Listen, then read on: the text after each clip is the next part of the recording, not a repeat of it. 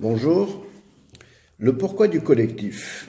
Début 2015, nous avons énormément souffert d'une affaire d'escroquerie appelée Get Easy.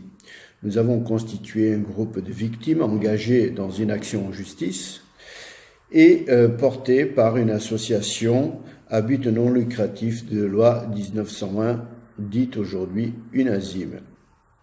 En qualité d'adhérent, nous avons déposé plainte individuellement dans une procédure collective, une démarche officielle qui nous avons présentée au tribunal de grande instance de Paris.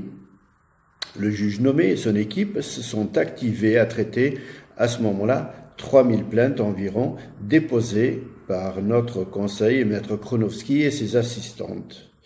Nous sommes sur une très grosse affaire. Son administration, à tous les étages, demande un travail très conséquent et le temps de la justice paraît vraiment très long. C'est une question de temps. Le fait d'avoir signé une plainte en individuel mais dans un cadre collectif est un choix et qu'il faut assumer dans le temps à date anniversaire d'inscription. Faisons un petit récapitulatif de la situation actuellement. Donc, la justice est désormais saisie et la procédure est activée pour les infractions suivantes. Escroquerie en bande organisée, abus de confiance, vente à la boule de neige, dite pyramide de Ponzi, complicité, recel et blanchiment. Les faits sont ainsi qualifiés et une enquête est en cours. Madame la juge a estimé que l'enquête serait close dans un délai maximum d'1 an à compter du 8 août 2018, sauf report bien entendu.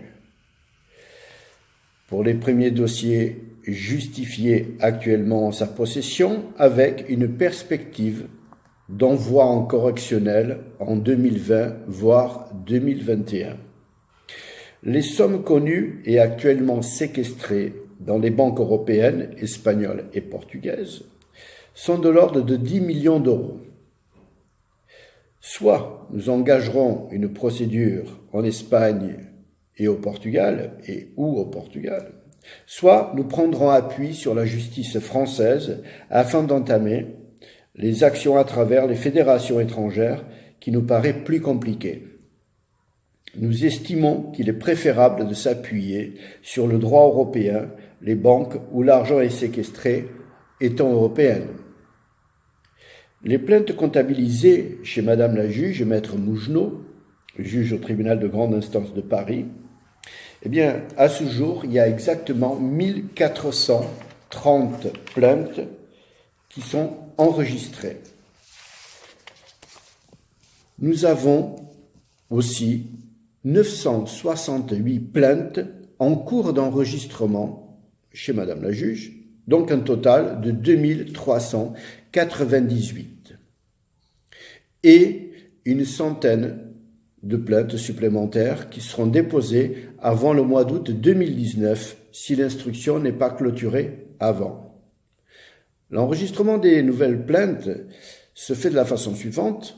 Ils peuvent être acceptés jusqu'à date de la clôture de l'enquête chez Madame la juge, à savoir que la clôture de recevabilité des candidats à l'adhésion et au dépôt de plainte se fera d'ici 2-3 mois, c'est-à-dire vers juin-juillet maximum. Nous demandons donc aux personnes qui souhaiteraient encore adhérer et déposer un dossier de plainte de bien vouloir le faire dans les plus brefs délais.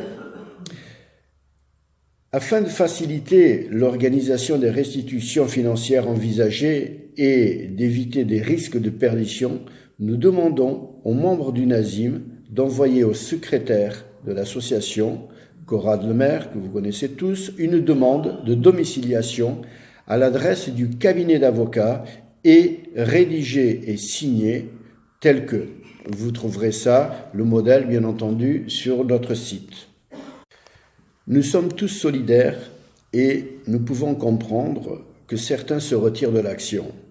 Ils doivent tout simplement nous le faire savoir. Comme indiqué en vidéo par notre conseil, Maître Kronowski, dès le début de la procédure, l'avocat donc de Unazim présentera en prélude de sa plaidoirie la liste des victimes adhérentes à Unazim, à jour de cotisation à l'association et donc membres actifs représentés.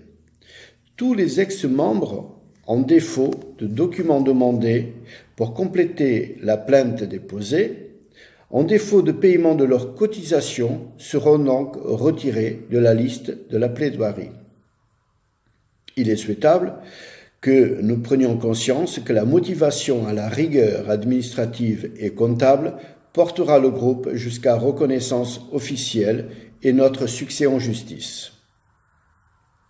Nous avons le devoir de ne pas gêner nos conseils et les autorités compétentes pour traiter l'enquête. Nous avons le souci de vous rendre compte de la gestion de notre organisation, Association Loi 1901, déclarée en préfecture, de sa pérennité pour une procédure longue dans le cadre démocratique du groupe de membres à jour de cotisation. Nos conseils juridiques et comptables nous assistent pour authentifier ou certifier nos rapports de gestion.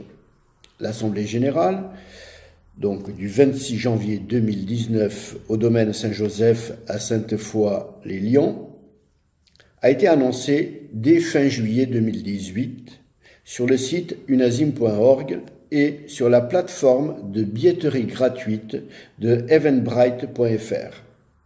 Notre Assemblée générale extraordinaire s'est tenue en début d'année, comptabilité certifiée le jour même, le 26 janvier 2019, et près de 180 membres étaient présents, 379 membres votants ou représentés. Donc nous avons réellement eu une belle participation démocratique en très forte progression cette année. Tous les sujets ont été abordés en huis clos. Des réponses ont été des plus précises et les perspectives expliquées par notre avocat Maître Kronowski sur l'avancement de la procédure et le constat que de nombreuses plaintes ne sont pas actuellement recevables, sans compter une part importante des déclarations qui ne sont plus à jour de cotisation, donc les déclarants ont oublié ou omis, et sortent donc en conséquence du collectif de Unazim.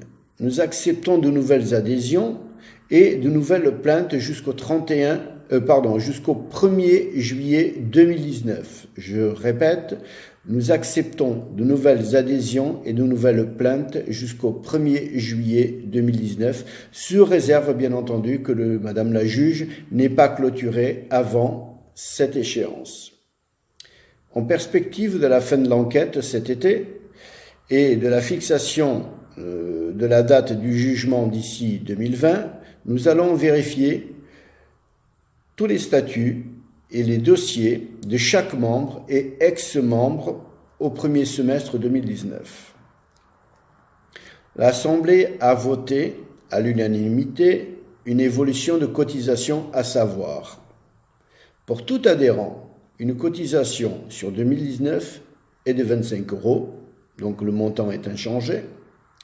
Pour tout retardataire, par contre, qui n'aurait pas honoré sa cotisation sur une, voire plusieurs années, certains même depuis 2015, voire 2017 peut-être, l'Assemblée a décidé une majoration de 10 € pour des frais et non-respect de l'engagement au collectif. Les membres à jour de cotisation souhaitent une vraie mutualisation de la charge de fonctionnement de l'association et des prestations et ses conseils, soit 35 € par an au lieu de 25 € pour toutes les personnes non membres actives qui corrigeraient leurs défauts de cotisation à partir du 15 mars. Donc du 15 mars 2019, toute personne qui serait en retard de cotisation, afin de les régulariser, ça leur coûtera 35 € par année, bien entendu.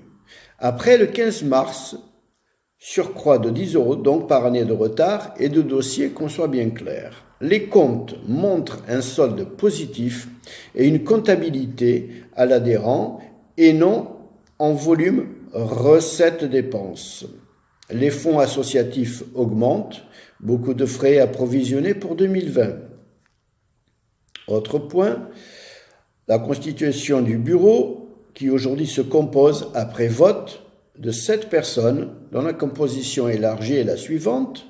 La réélection du bureau en tant que président moi-même, Carlos Fiuza, secrétaire M. Corrad Lemaire, qui n'a pas changé, notre trésorière Marie-Pierre Jouzier et nous sommes assistés de Mme Danielle Auclair, M. Jean-Pierre Thomas, M. Jean-Luc Singal et M. Nicolas Delpierre, qui est notre personne ressource pour la communauté des malentendants. Nous remercions M. Pascal Pomard pour sa participation passée l'année dernière au bureau. Sa nomination n'est pas renouvelée. Autre point très important, nous avons le souci de mettre en conformité notre organisation et avons mis en place le RGPD concernant la confidentialité des données. Toute l'information est dans l'onglet « Notre politique de confidentialité » sur notre page unasim.org. Il faut impérativement veiller à ce que chaque membre s'assure que ses coordonnées soient valides, et notamment leur mail et téléphone personnel. Dès cet été, nous serons amenés à communiquer par SMS et mail pour informer et faire circuler des documents et formulaires en actualité. La base de données doit être à jour pour que vous soyez contactés.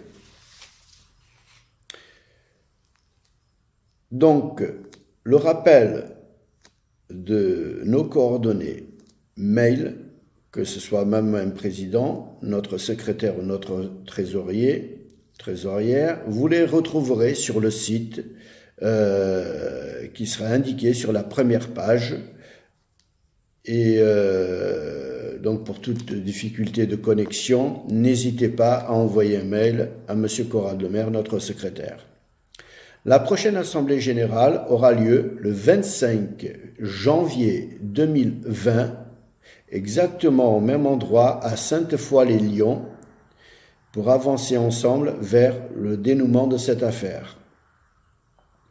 Je remercie tous les membres de votre soutien et ensemble, nous arriverons à faire justice. Bonne journée.